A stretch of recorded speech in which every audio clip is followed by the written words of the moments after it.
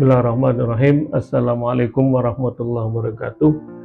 Jumpa lagi dengan saya di channel Peradaban Indonesia, yang pada kali ini saya akan melanjutkan kajian teras falsafi yang akan mengambil tema pembahasan tentang filosofi manusia toksik ya.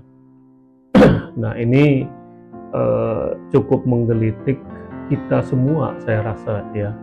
Jadi fenomena sosial, fenomena psikologi manusia modern, fenomena kalangan muda maupun kalangan dunia kerja biasanya ya, sering terhinggapi ataupun sering tertulari ya beberapa sikap-sikap yang kurang mengenakan ya, kalau mungkin saya boleh mengistilahkan, kalaupun tidak dikatakan tidak mengenakan ya, karena dalam perkembangannya ini adalah fenomena sosial baru ataupun gejala sikap sosial baru di kalangan manusia modern saat ini ya. Nah, saya ingin berusaha untuk mengulasnya, walaupun mungkin saya tidak akan melebar terlalu jauh, karena ini saya rasa kajian yang lebih tepat adalah kajian psikologi ya. Tapi saya akan berusaha untuk mengupasnya tentunya dalam perspektif kajian filsafat ya. Nah, baik. Toksik ini sendiri secara etimologis ya, atau secara kebahasaan ternyata berasal dari bahasa Inggris ya, yang artinya kalau dirujuk pada beberapa referensi itu memiliki makna beracun ya, racun gitu ya.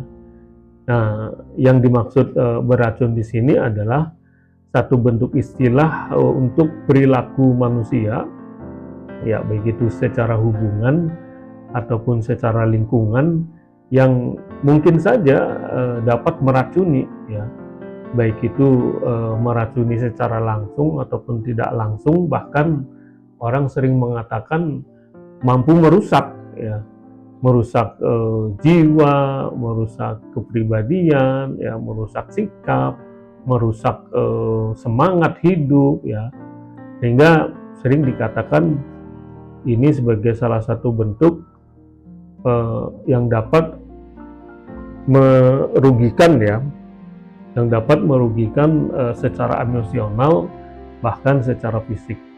Nah, ini maknanya adalah merujuk pada pola atau sikap-sikap yang negatif ya, seperti manipulatif, ya, egois, bersikap kasar, kemudian ingin membuat diri seseorang ya, atau diri orang lain itu merasa tidak aman ya, atau mungkin bahasa sekarangnya insecure ya, ataupun juga merasa tidak dihargai, bahkan sampai merasa tertekan ya, sehingga orang-orang yang terdekatnya itu ya merasa tidak nyaman lagi.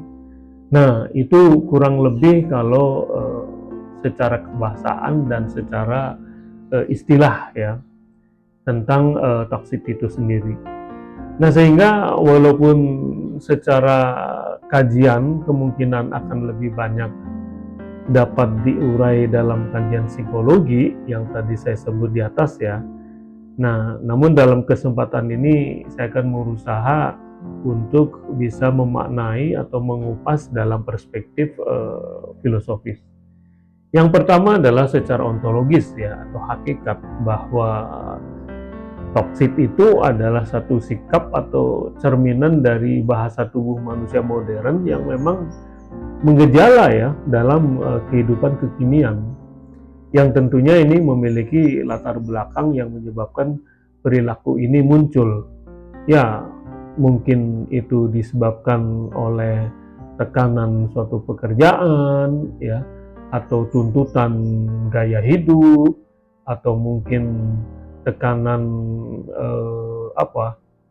prestasi dalam dunia pekerjaan ya, kemudian bagaimana dalam pergaulan mereka, ya, dirinya dengan mereka, dengan teman-temannya, dengan sejawatnya, ya, saat dia bekerja atau mungkin saat dia melakukan pergaulan di sekitar tempat ia sekolah atau tempat ia berkuliah atau mungkin tempat ia kerja dan beraktivitas, ya.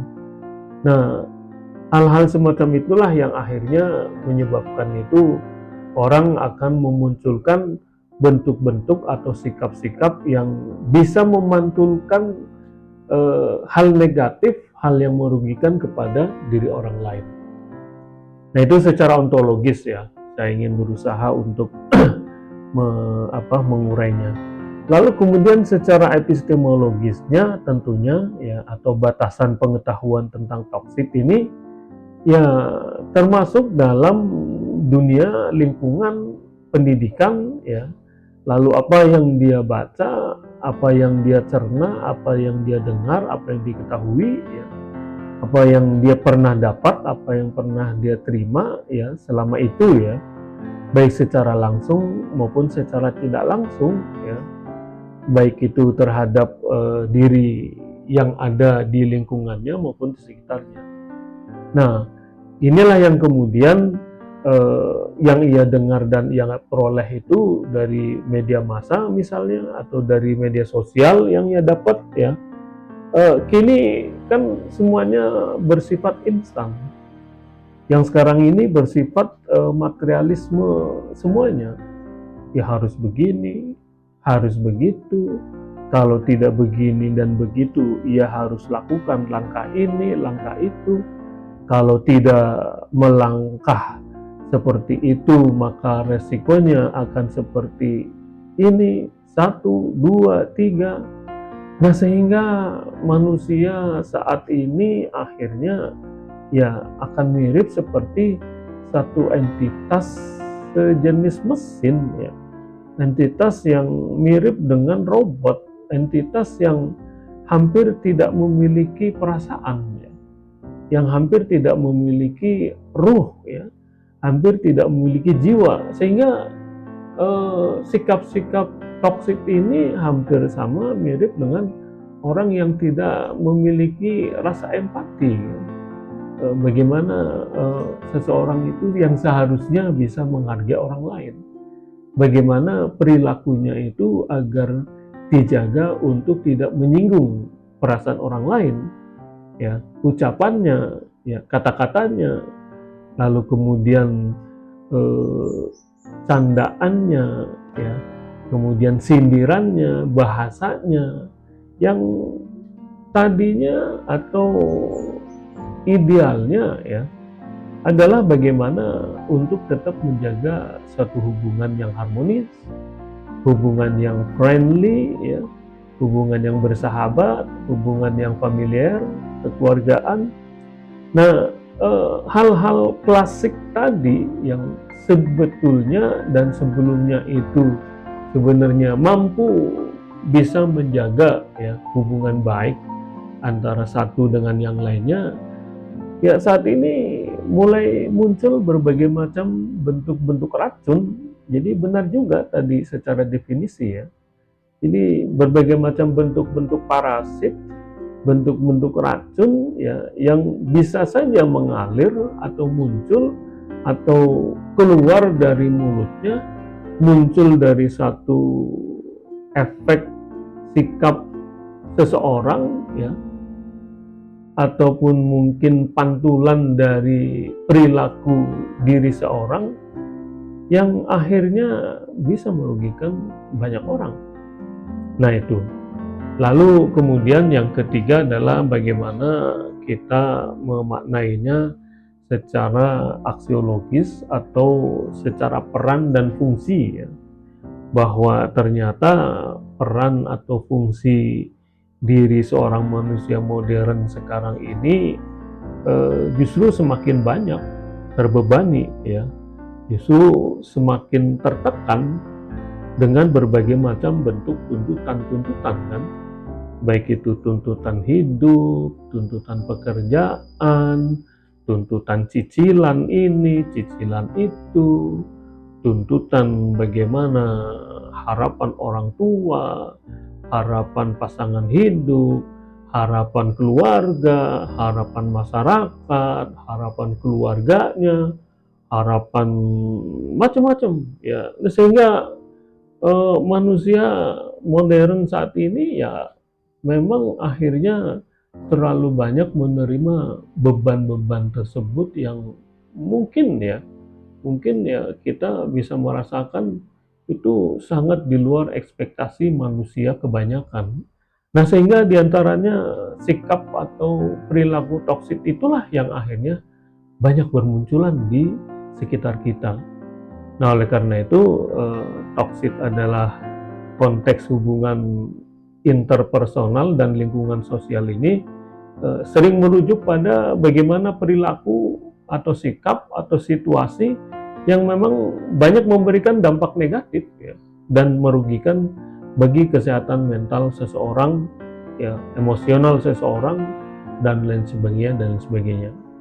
Nah, sehingga istilah ini sering digunakan untuk menggambarkan orang ya atau lingkungan yang cenderung manipulatif, egois, kemudian suka merendahkan ya, suka meremehkan dengan berdalih atau dengan tameng suatu candaan misalnya, atau suatu percakapan yang non formal misalnya, walaupun sebenarnya tujuannya adalah ya ingin menjatuhkan atau ingin memanipulasi suatu bentuk percakapan atau sikap.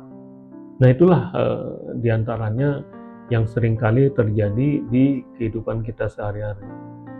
Nah, lalu kemudian di sini saya ingin memberikan catatan secara umum bahwa bagaimana sikap-sikap tersebut itu sebenarnya ya sebagai bentuk dari persaingan yang semakin ketat kan. Bagaimana kita sulit untuk memang menghindari bahwa tuntutan pekerjaan, tuntutan prestasi, tuntutan target pekerjaan yang harus maksimal ya, dan seterusnya. Nah, itu semuanya ternyata akan memberikan dampak yang berujung pada pencapaian prestasi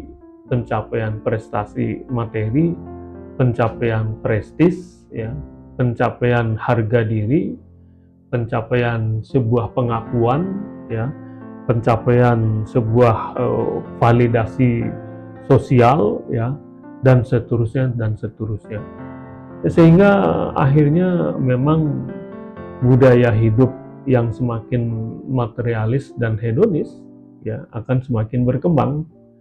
Akhirnya juga kemudian menjadi minim ilmu pengetahuan ya, karena minimnya masukan nutrisi, logika, ilmu pengetahuan, nalar yang positif. Lalu bagaimana minimnya pengalaman hidup dari masyarakat manusia modern sekarang ini. Lalu sering juga disebut bahwa terjadinya minimnya bimbingan orang tua, keluarga, dan lingkungan, yang seakan-akan kalau usia remaja menjelang dewasa ya sudah dilepas begitu saja, yang dianggapnya itu sebagai generasi atau manusia yang sudah siap mandiri ya.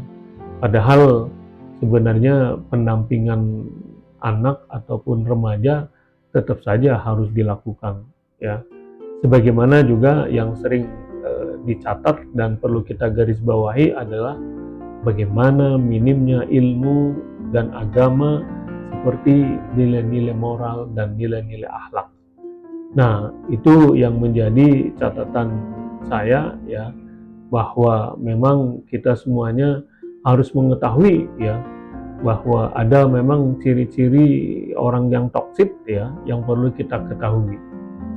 Seperti misalnya sikap yang egois, tidak konsisten ya, kemudian selalu memberikan kritik negatif terhadap diri kita atau diri orang lain ya.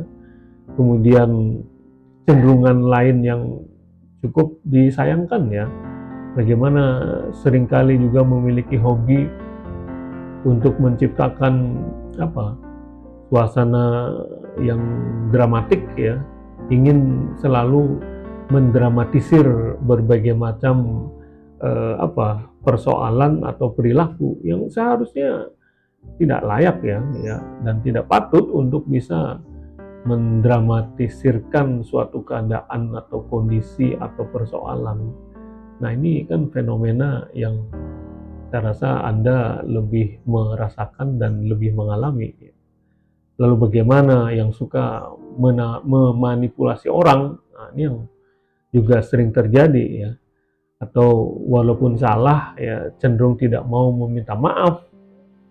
Nah, kemudian ingin selalu mengetahui diri orang lain ya, atau kepo ya, dan lebih lanjut lagi ingin mengontrol diri orang lain ya, walaupun tidak ada sangkut pautnya dan sebagainya ya, dan juga ingin menjauhkan dari orang-orang terdekatnya misalnya, atau dari circle-nya misalnya ya, atau mungkin ingin membuat diri orang lain itu tidak nyaman ya.